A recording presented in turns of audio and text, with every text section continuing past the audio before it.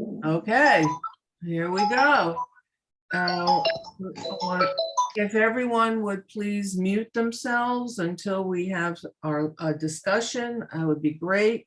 And want to say good morning to everybody who's watching, who may not be in our class this morning. We are on chapter 10 of Ezra, Sefer Ezra. And that is the last chapter. Can you believe it? We will be finishing Sefer Ezra today. So let's, Cynthia, you there? I think that what I'd like to do is first, let's read the chapter and then we'll discuss it. And then we'll move right on into Sefer Nechemiah. So Cynthia, you there? I am, thank you. Cynthia, would you be able to read for us this morning? Because it has a lot of names at the end. Okay. And you're so good at it. I made a name for myself, no pun intended. Yes, yes, you did. Go ahead. Chapter 10, everybody. Chapter 10 in the book of Ezra. Now, when Ezra had prayed and when he had made confession, weeping and casting himself before the house of God, there assembled to him out of Israel a very great congregation of men and women and children, for the people wept very bitterly. And Shechaniah, the son of Yechiel, one of the sons of Elam, answered and said to Ezra, "We have trespassed against our God and have taken alien women of the peoples of the land. Yet now there is hope in Israel concerning this thing. Now, therefore, let us make a covenant with our God to put away all such women and such as are born of them, according to the counsel of my Lord, and of those who tremble at the commandment of our God, and let it be done according to the Torah. Arise, for it is thy task. We also will be with thee. Be of good courage and do it." Then Ezra arose and made the chief priests, the Levites, and all Israel swear that they would do according to this word. And they swore. Then Ezra rose up from before the house of God and went into the chamber of Yochanan, the son of Eliashib. And when he came there, he ate no bread nor drank water, for he mourned because of the transgression of the exiles. And they made a proclamation throughout Yehudah and Jerusalem to all the children of the exile, that they should gather themselves together to Jerusalem, and that whoever would not come within 3 days, according to the counsel of the princes and the elders, all his substance should be forfeited, and himself separated from the congregation of the exiles. Then all the men of Yehudah and Benjamin gathered themselves together to Jerusalem within 3 days. It was the 9th month, on the 20th day of the month. And all the people sat in the open place before the house of God, trembling because of this matter, and on account of the great rain. And Ezra the priest stood up and said to them, "You have transgressed and have taken alien women to increase the guilt of Israel. Now, therefore, make confession to the Lord God of your fathers, and do his pleasure, and separate yourselves from the peoples of the land and from the alien women."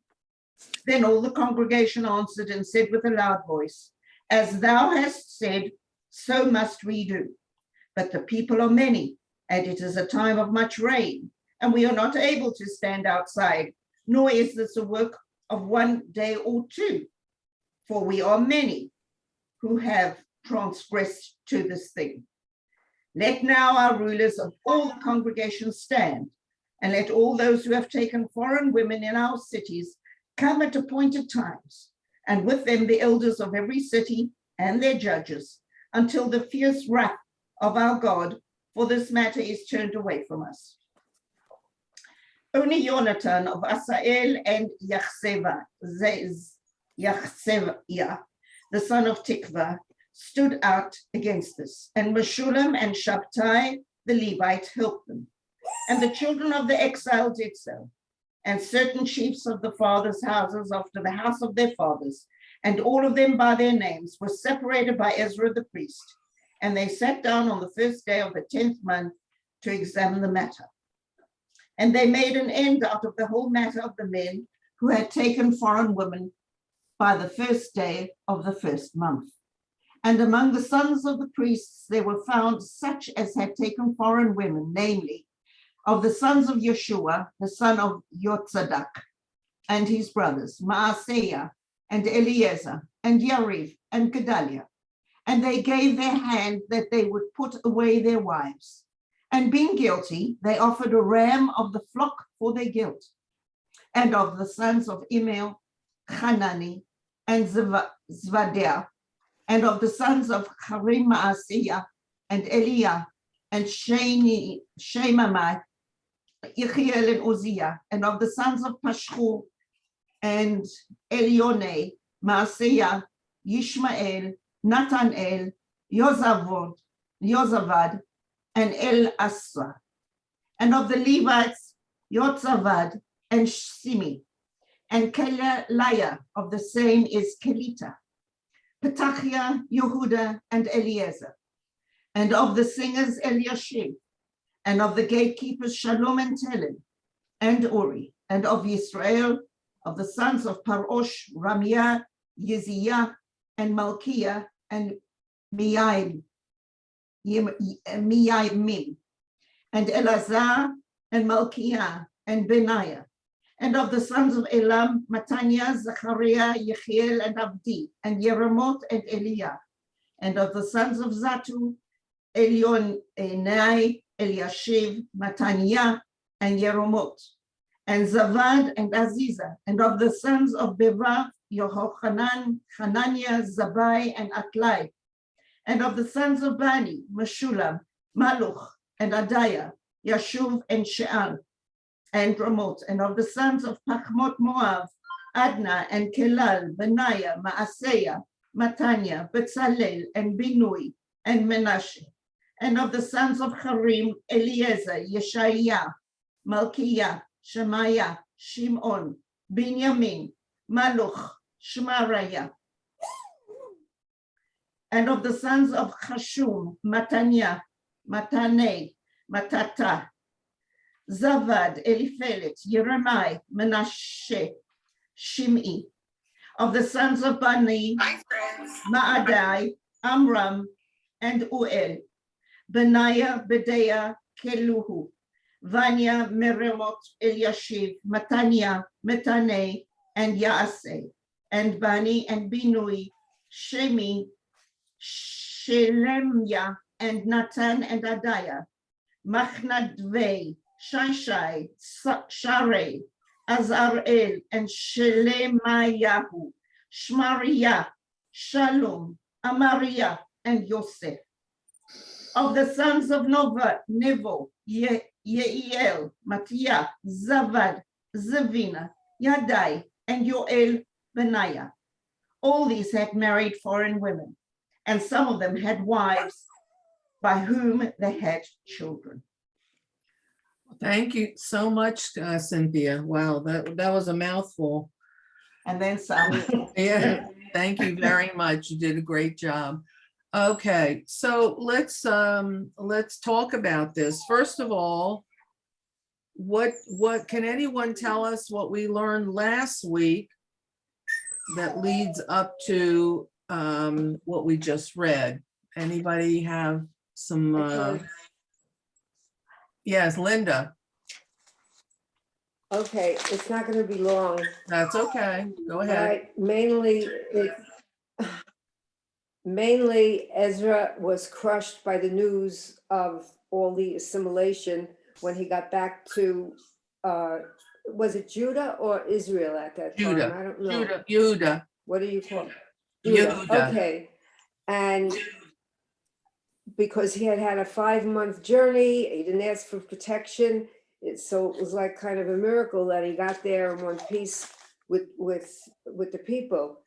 And what he found was that the leaders of the tribes and the other higher echelon of the Jews was that they intermarried. And we learned from Devarim in chapter 7 that all about, you posted about the dangers and everything about intermarriage. And in Melachim 1, the King's chapter 11, is that it's our job to be educated and live a Torah life. And that was also introduced in Ezra. And what else?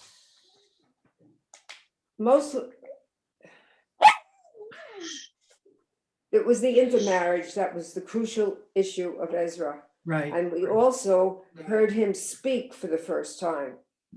Okay. All the other chapters, we just know it's the book of Ezra, but we don't hear him speaking. Right. Okay. Very good, Linda. Thank you. So Ezra has come to the situation where he finds that even though the temple has been built, the leaders that we knew from the very beginning, the first exile, Zerubbabel and Yehoshua, they are gone. Presumably they have died. It's been about a 58 to 60 year period of time that since we were introduced to them in the first wave of Aliyah. And so consequently, all the first wave of Aliyah people, even though they have a temple, it seems that they are lacking leadership, and they take foreign wives. And when the second wave of Aliyah comes back from Babel with the leader of Ezra, he is astonished that all of the people have taken, most of the people have taken foreign wives. And this, he feels, is the root cause of, could be the root cause of the destruction of the Jewish people, the Jewish nation, because when you intermarry, the wives would bring in foreign gods. They were worshiping idols. There was terrible things that they did. We've talked about the moral decay amongst the people and the praying to Moloch, and child worship, sacrifices, etc. So once this starts to seep in to the fabric of Judaism, then it isn't long before the whole thing falls apart. And Ezra took this on as his cause that was tremendously disturbing to him. So when he gets there, and after he has prayed to Hashem and thanked him for his safe journey, he sits down, rents his clothes, he starts to weep and to fast, and he is beside himself with grief that the intermarriage is so prevalent amongst the people, and he doesn't really know what to do. He just resorts to davening, to prayer, and to seeking God's forgiveness for this. And we learn the word exogamy, exogamy, exogamy. That's the intermarriage of people in a clan or a group of people who marry outside of their group. And he feels that this is what we learned in the Hebrew word me'ilah, a betrayal of the Jewish people, that they have done something very terrible, and they haven't preserved Judaism the way it was supposed to be preserved according to the Torah. And we learned in Devarim what God says about intermarrying the people of the land when they come into the land of Canaan. And even though these are more additional groups in the 7 nations that Hashem forbids the Jews to intermarry with, they have the same characteristics, the same idol worship, the same terrible moral behavior. And so Ezra feels that this is exactly the same, and they have no right to marry these people. So he's beside himself. Now, what happens is, as he's sitting in Yehuda and weeping and praying and asking for forgiveness, and it's just more than he can bear. I don't even know the words that I can express how emotional he must have felt when he got there. And don't forget, he is a priest. He is of the priestly family. He is a tremendous Torah scholar. He is a believer in the words of the Torah from Moshe Rabbeinu, and this kind of behavior just shakes his world. It rocks his world, and he can't handle it. So what happens is that the people who have surrounded him and heard him have just become very sympathetic, and they don't know what to do except to say to him, listen, we've made a terrible mistake. We are willing to separate from our wives. We are willing to do the right thing. We hear you, Ezra. We hear what you have to say. And what we will do is the only thing that we know what to do, and that's that we will rectify the situation by changing our marriage and separating from our wives. Can I ask a question? Sure. Are all of these names that come up in chapter 10 with the people who make the changes and all, are these only people from the first Aliyah, or are some of them the ones that came with Ezra? No, I don't believe that they're the ones that came with Ezra. And this is the situation he finds. All of these were there. And were already Okay. there, Okay. and had been living in Yehuda for almost 60 years.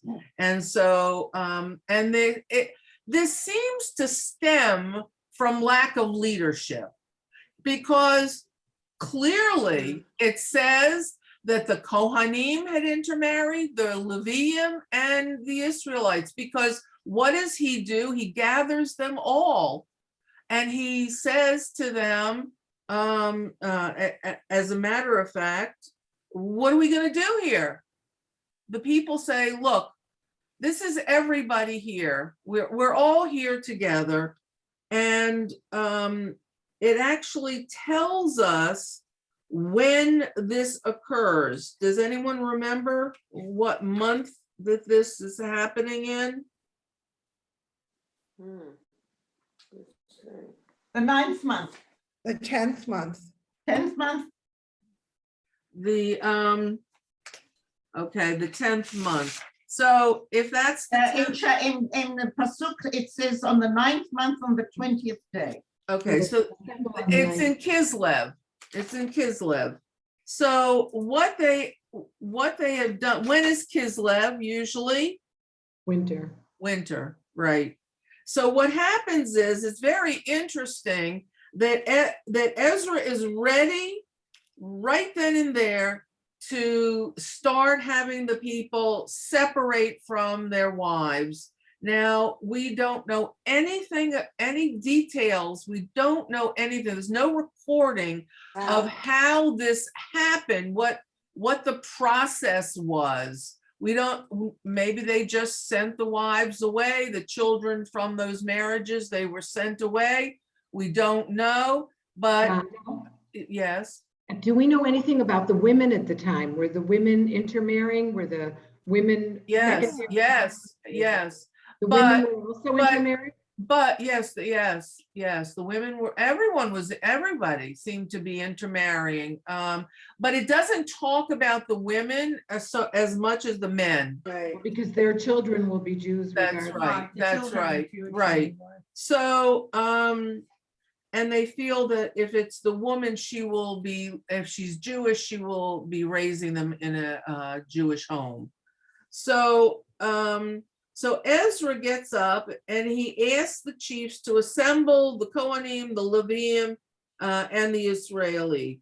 And he says, let's do it right now. Let's start separating. And I guess what he wants to do is keep records.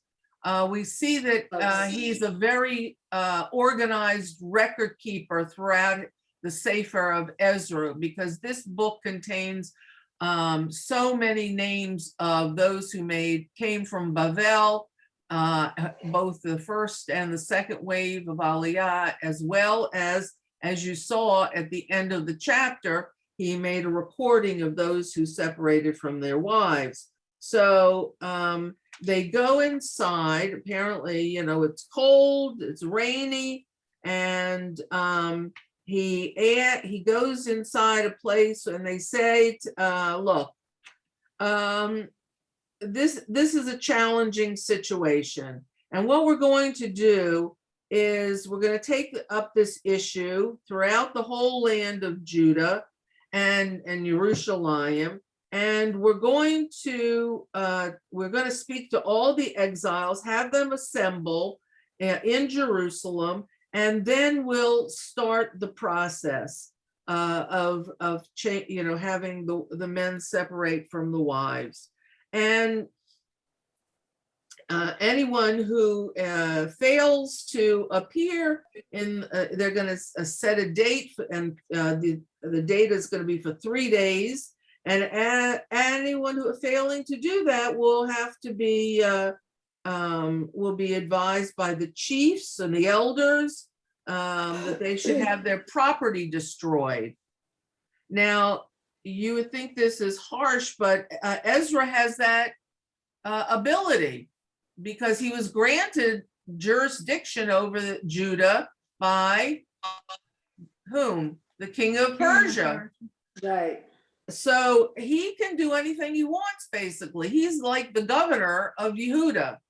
And so by virtue of the fact that he thinks this is extremely serious, then what he's going to do is, if you don't show up and separate from your wife, then your property is going to be destroyed. Okay, now. Is this everybody or only those who volunteered?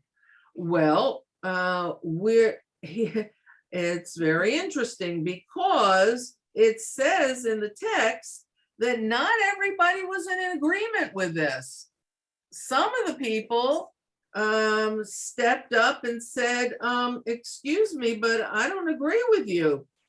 I don't think we have to do this. Well, let's see. It says, let's see if we go to Pasuk. Okay. Pasuk 15, it says, only Yonatan, the son of Ashael, and Yahaziah, the son of Tikva, stood against this. So 15. and then it's and Meshulam and Shabbat, the Levites, Levi. abetted them. So there are people who are saying, no, we're not going to separate. So what happens So what is happened to them? that the chiefs say to the people, look, we've established that you're going to come back in 3 days because it's the rainy season, because it's cold, and because of the weather, because we can't do this all in one day right now in front of Ezra. We have to do this properly and the way we need to do this in an orderly fashion. We're going to have you come and you now have to separate. And they say, okay. So most of the people say, okay. And they do that. And that Ezra keeps a record, his in the Sefer at the end. But when we just read those names, that's not a lot of names. Mm-mm. It's a little bit over 110 names. So what's going on here? Maybe they were large families with the same name, just like today. I don't think so. I think what we find here are that these were the men that that separated from their wives. So during the book of Ezra, we have found that there are big ideas, but small results. The big idea to come in the first place under Cyrus was huge, but not 42,000 people came. It was huge that that the king gave so much money and the rebuilding and the letter and the positive the positive feedback to the people who are already living there. Yes, these people have a right to rebuild, and yet we see when the temple is rebuilt, it's kind of a disappointment, and the Shekhinah doesn't dwell there, and the people feel that they aren't living in their sovereign land, and that there is a picture on the gate, the eastern gate of what city? Shushan, not of Eretz Yisrael. And so there are all of these big ideas, and yet there are disappointments along the way. Then what we find is that there is a period of approximately 58, 60 years, and we don't know what happened during that time, but clearly the leadership has failed the people. They're still sacrificing on the altar, but intermarriage has taken place, and a huge, thriving, spiritual, wonderful Yerushalayim that would be a light unto the nation just isn't happening. And then what happens is Ezra brings a small group of a few thousand people, and when he comes, he is so mortified and disappointed when he finds that the intermarriage is so rampant, and he doesn't know what to do except to plead with God to help him in terms of figuring out what to do and having the people separate. And so as I mentioned, this is a lot of big ideas, big opportunities, but throughout the book of Ezra, we don't seem to get big results.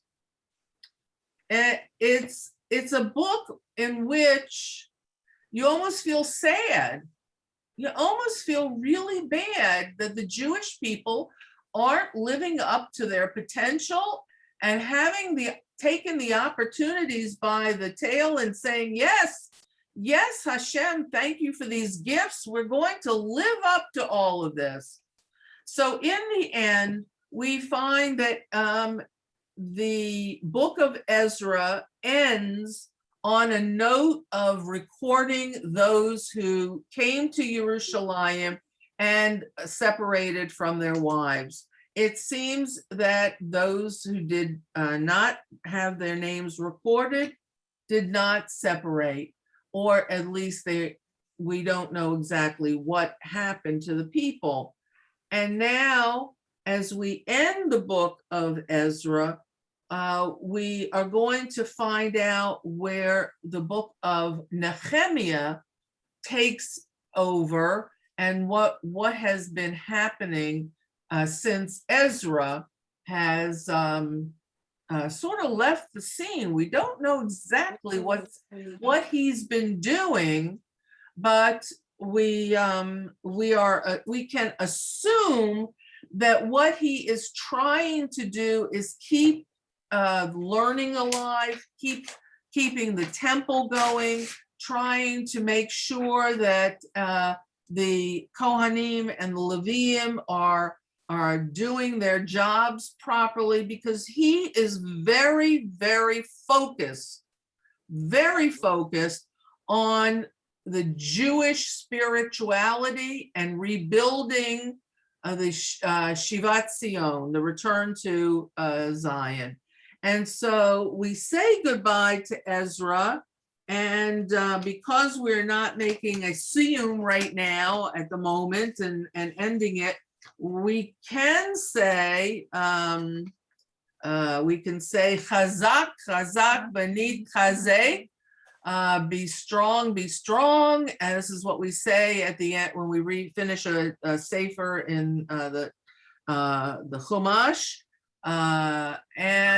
or we can say chazak ubaruch, be strong and be blessed, is what the Svardim say, and then we will go right into the book of Nechemiah. Does everybody have their Sefer Nechemiah with them today? Yes. Okay. Where is it? Okay.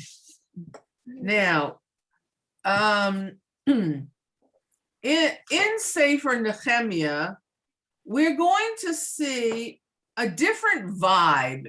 That's the only thing. When I started reading it, I said, oh, this just feels so different than Ezra. I almost, in reading Ezra, I almost, sometimes I had this feeling of great joy and great potential. And then like the story itself reveals then sort of great disappointment or sadness that the opportunities that were given to the Jewish people just were not taken hold of by the people, and we just don't have any other information about what went on there. So Leave you on a downer. it just while I feel very positive about all the names that were included in the Sefer, I feel that it was a real mitzvah to write down those names and keep them for posterity, for us to know that the certain generations and families were so much a part of our Jewish history. There were so many names that could have been on those lists and weren't. So during this time that Ezra is in Judah, this is really the second period of time. We had the first period of the first wave of exiles and under Cyrus. Now this is the second period of time that when Ezra comes, and now we're entering the third period of time where we are introduced to Nechemiah. And we're going to learn who Nechemiah was. He comes to Yehuda, to the Holy Land, about 13 years after Ezra. So Ezra's got a little bit of time to work his magic. We don't know really how much gets done, but Ezra is focusing on the spirituality. We're going to see the difference in personalities that Nechemiah, while very, very concerned about the religiosity of the people, he has a different take on this. He is sent and he is concerned with the political situation and how the Jews seem to be in a rut. They haven't progressed to build the walls of the city of Jerusalem. So the temple and the altar are all kind of naked to the whole public world. And there's no safety for the Jewish people, especially living in Jerusalem. There's no safety for the Beit HaMikdash. And so consequently, Nechemiah is very concerned that this is a big issue that needs to be remedied. Now, let's start here. Does everyone have the text?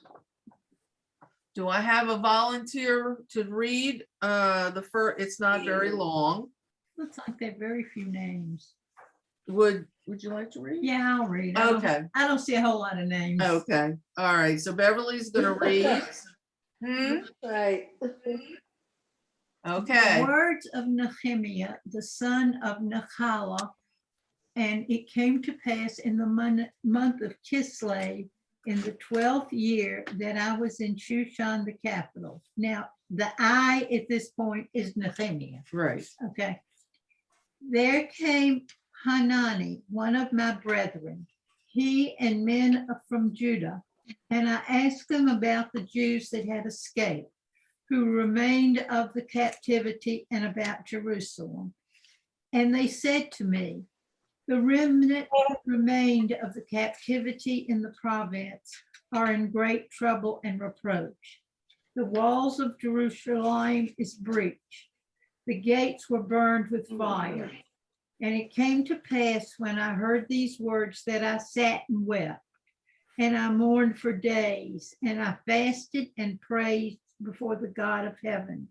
And I said, I beseech you, O Lord God of heaven, the great and awesome God, who keeps the covenant in loving kindness of those who love him, and to those who keep his commandments.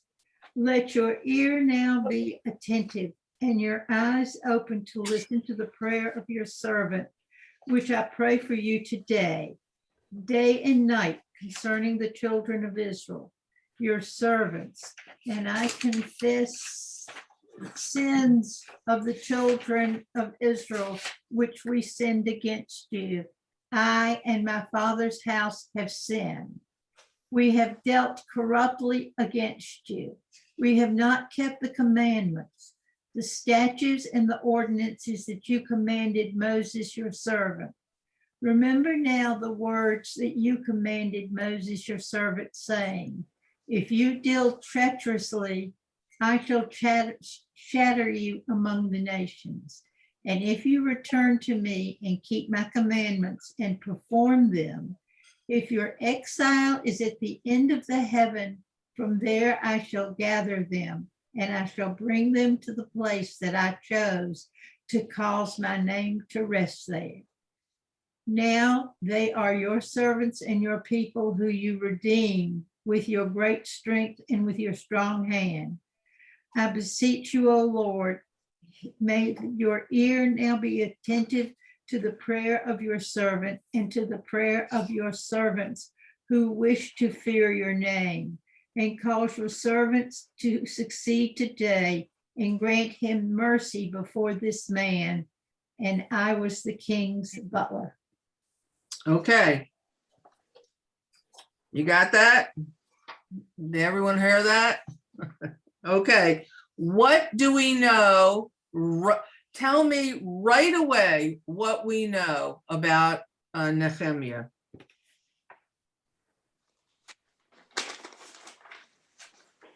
He's not Tell me. one of the elites. He's not one of the elite? He was 20 years old.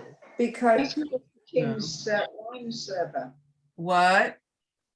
He served wine to the king because he, in Persia. how is a butler?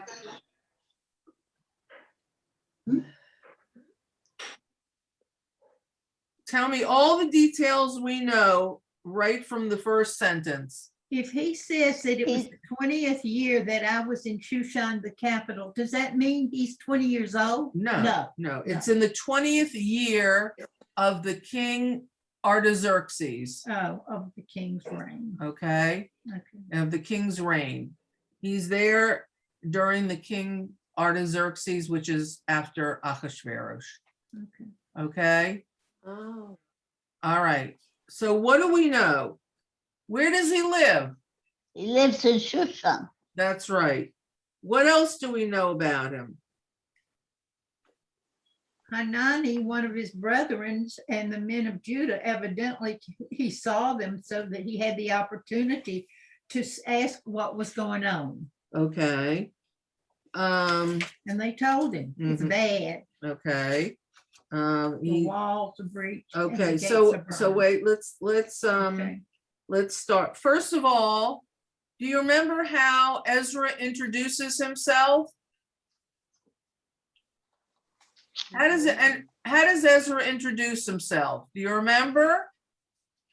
How did we know that he was a relative many generations, 17 generations from our Yeah. Aharon HaKohen?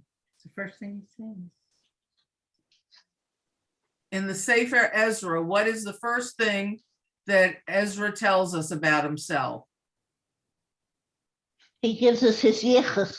That's right, he gives us his yichus, and he goes into all 17 generations, and from him until Aaron to Aaron HaKohen, Moshe's brother. Okay, what does it say here? The words of Nechemiah ben Hachaliah. That's it. That's it. He doesn't go into all his lineage and whoever he tribe or whatever. The first thing he says, his name and who he's the son of. Okay, that's the first thing. Very different introduction than Ezra. And then it says, it came to pass in the month of Kislev of the 20th year.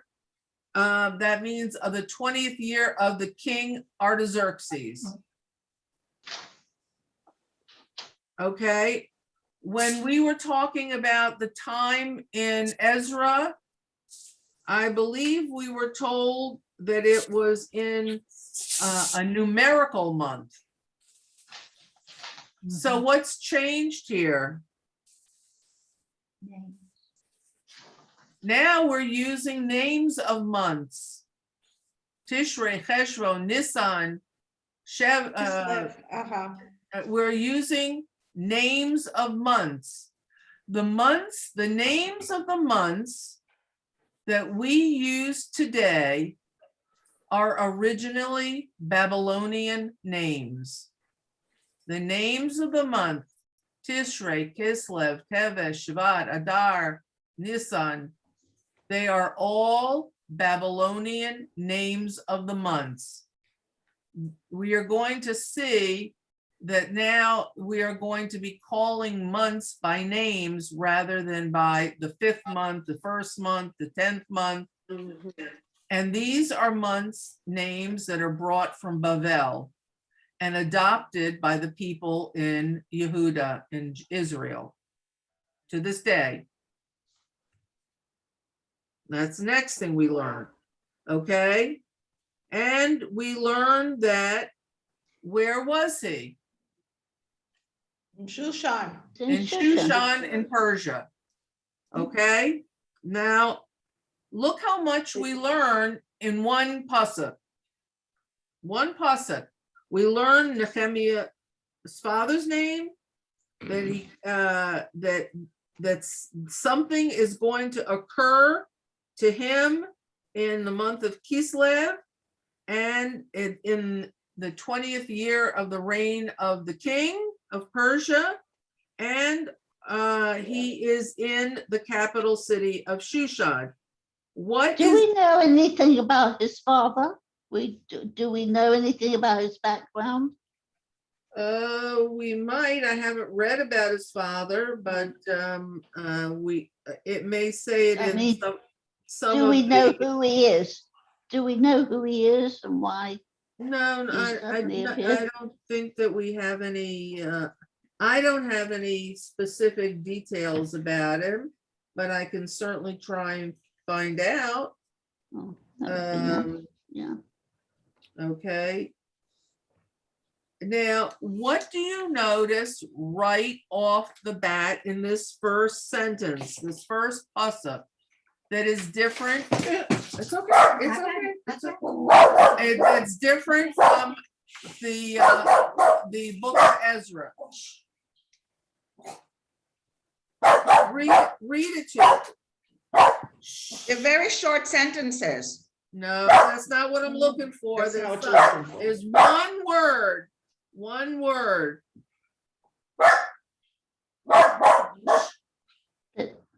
It's the I. He says I. Right. He says I. I'm sorry, but the dog is bothering us. I can't hear it very well. I know. Give me 1 second, okay? Please. Hold on.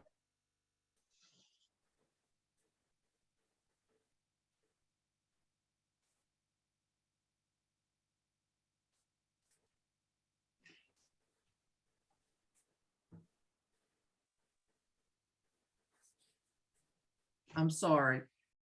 I had a good talking with Chew and he's gonna behave.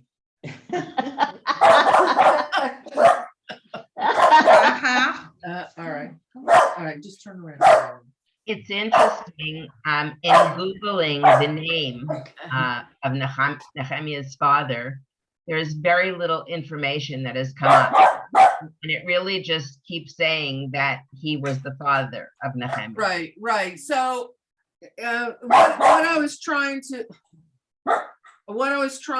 get at the beginning, when I asked you what one word is in the first sentence of the book of Nehemiah, Nehemiah identifies himself as I, and he is writing the book. He is speaking and he is writing. This is a departure from the book of Ezra, who doesn't come into the main text of the book until chapter 7. Who wrote the book of Ezra? Well, that's a good question. They say that Ezra wrote it, but only from some say only from chapter 7 onwards, 7 to 10, and some say that it was written by different scribes who worked with him. It could have been a collaboration between he and Nechemiah when they were writing their text. There's a lot of dispute about who wrote it, but the difference here is that now we have Nehemiah talking directly to us at the very outset of the book. And we know a lot of details about him other than his yichus. And then in Pasuk 2, Hanani, it says his brethren. Now, a lot of times people refer to, you see soldiers on the street today saying, Achi, my brother, and they're not brothers, but they're friends or whatever. But the text, I think, really refers to Nehemiah's brother, his real brother. At least that's what I read, that he is coming with news from Judah.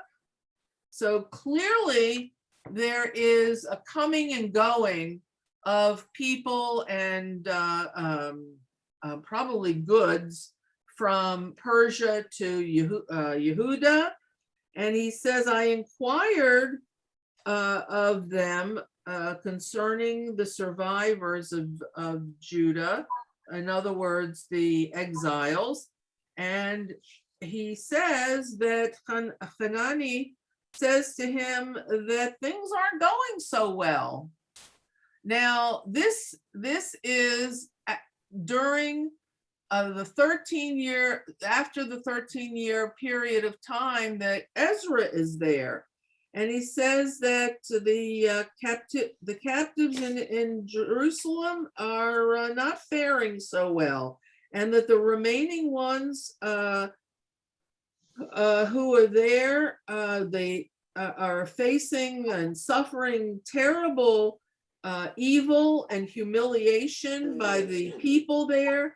The wall of Jerusalem is still not repaired.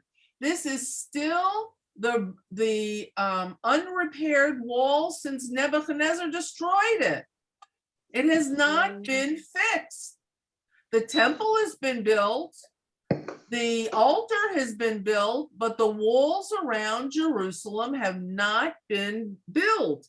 So it must have been a terrible situation that they couldn't fix these walls, or the situation of how they were destroyed must have been terrible, not to be able to secure enough men, enough workers to make themselves safe. And then So what Rhonda, was do you Ezra think doing? perhaps that Oh. it was the apathy of the well, people? no, it says they're suffering great evil and humiliation from the indigent population there. The people there sabotage them over and over and over again. They may have tried many times to start a work project. They may have tried to do certain things, but it just didn't work. Couldn't it be that their population was diminished? Because when these wives left with all of their children, especially their male children, who may have been old enough to work at that point, that there was a diminished That's a amount good of people point. left. Yeah, yeah, very well, good point. That's a But very good point. over the amount of time, we don't see that they are motivated. These people are not motivated. Oh, good. I'm not Um, gonna come anymore. So what So happened? what has Ezra been doing? He's not. Well, Ezra, don't forget, Ezra's not a builder, basically. He is a spiritual person, and he's probably, other than having everyone separate from their wives, he's probably been trying very hard to reteach Torah, to get the Kohanim and the Levium back on track. Because you Right. don't forget, we just said that the Levium and the Kohanim had intermarried as well. And they can't run the Beit HaMikdash and make sacrifices with intermarried families. So, Rhonda, yeah, did I understand you correctly that Ezra was a descendant of Aaron? yes, Yes. So we do know that he's a Kohen, right. Yes. He's a and we priest. don't know that, we don't know what Nechemiah is, if he's. No, well, he just says his father's name, so he's probably Yisraeli. Because he doesn't say Kohen or Ben Levi, or he doesn't say any of that. So then what happens? It says that, so Nehemiah says, when he hears this news, he's just devastated. He just feels terrible. And the only thing that he can do is to pray, to God. And we hear his prayer. It's interesting that the prayers of these two men are recorded.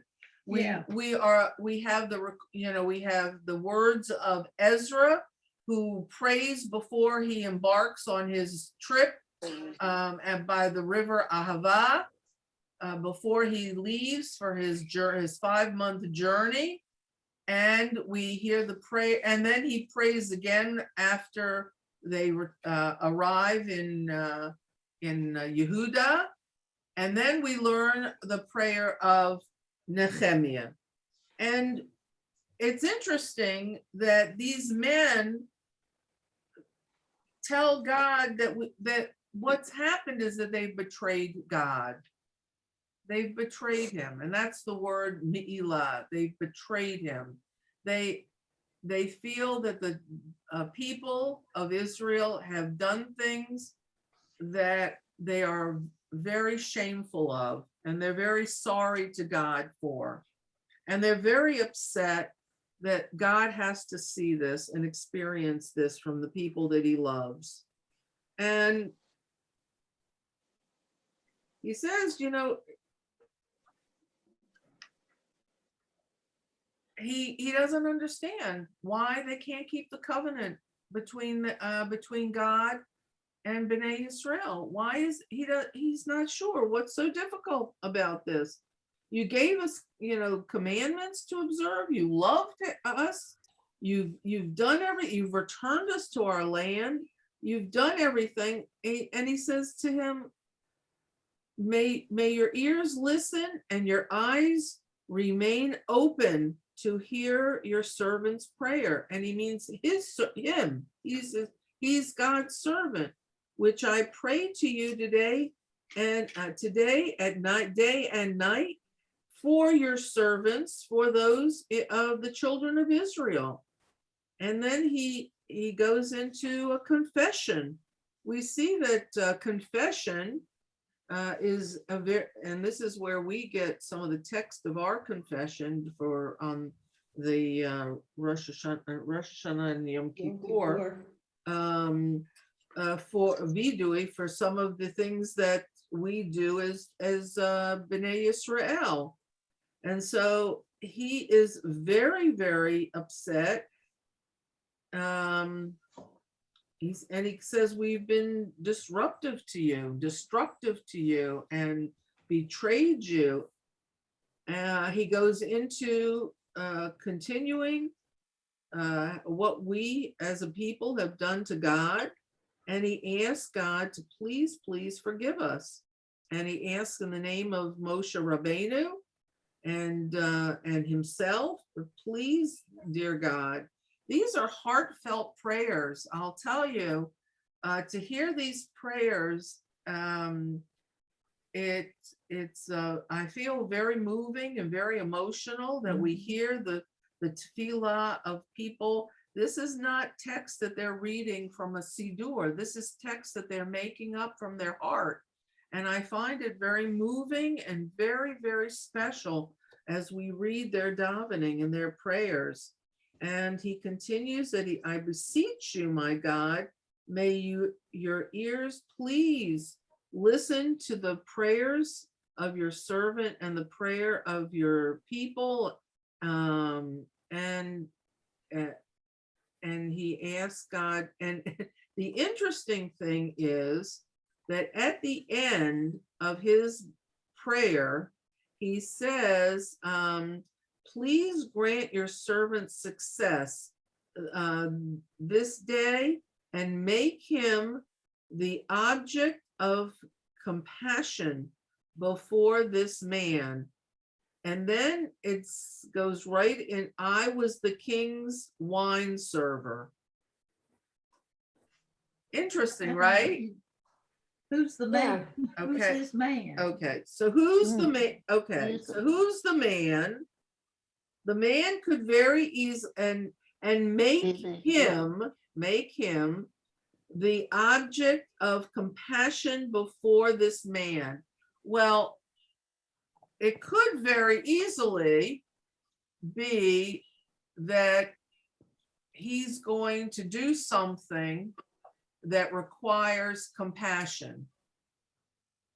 What do you think, Nechemiah? And then he qualifies who he is. I am the king's wine server. Yeah. What would you think is going to happen next? Well, it's like the Esther story. He's going to go and ask the king for something. Exactly. What did you say? He's going to ask the king for something. He's going to beseech the king that something be done, something happen. And he gives his position as wine bearer. This is not just a job of serving drinks at a bar that the king shows up to. This is the person who serves wine to the king. It's a very important position.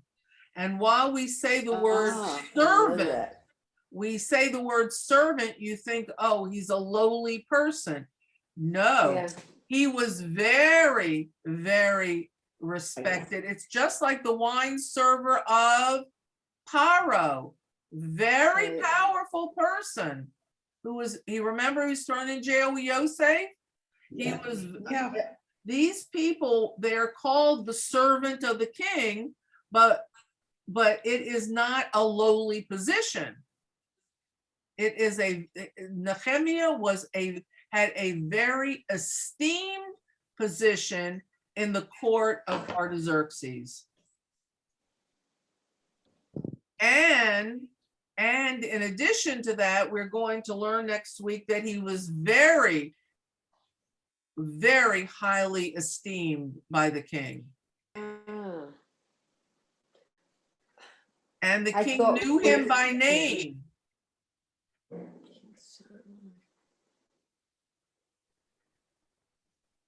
Okay, this is where we're going to end today. We left Ezra for the moment. We are going to reconnect with Ezra in the book of Nechemiah, but not right yet. We have learned that Am Yisrael was willing to change its behavior to the best of its ability. They don't change entirely, but the leaders kind of answered Ezra's call. There is a period of time when we don't hear of what happened after Ezra has the people separate. And now 13 years later, the news from Judea and from the Shivat Zion is not good. And Nehemiah is very, very concerned. And he's worried of what's going to happen to the people.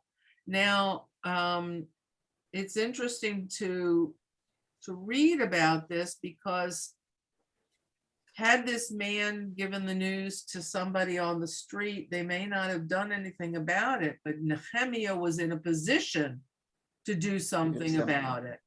And it called to him.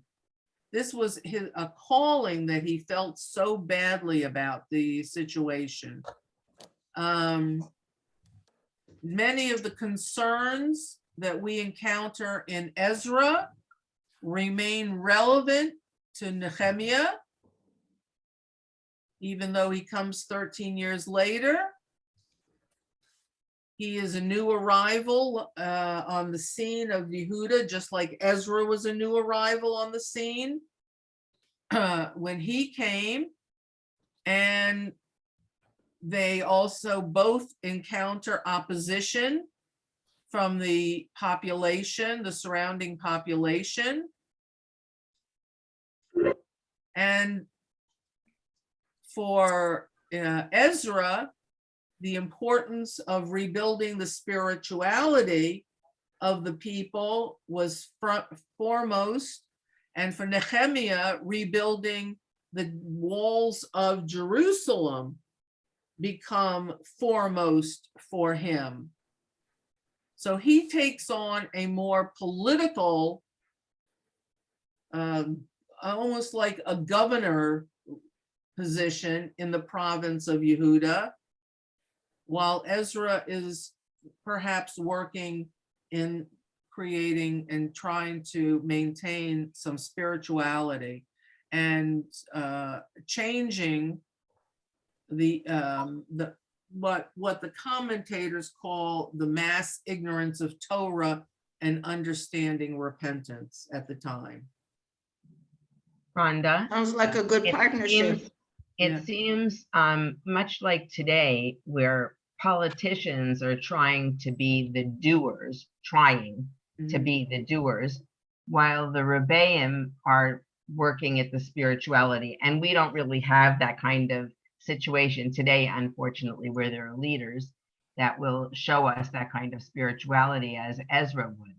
but it seems that there's a really big difference between the two men. One is more of a doer and a go out and shake up things really quickly, while the other one is quietly trying to change internal situation. It's a good partnership, Becky. Yeah, Yeah, could be. yeah, it has the potential of being a good partnership. Yeah. Mhm. Yes, and I think we will find out that in fact it was. Any comments, any questions? I just want to say something about the Hadassah Okay, auction. hold on a second. Just 1 second. Me too. I have something to say. Let's- Not about the auction. Okay, hold on a second. You can go first.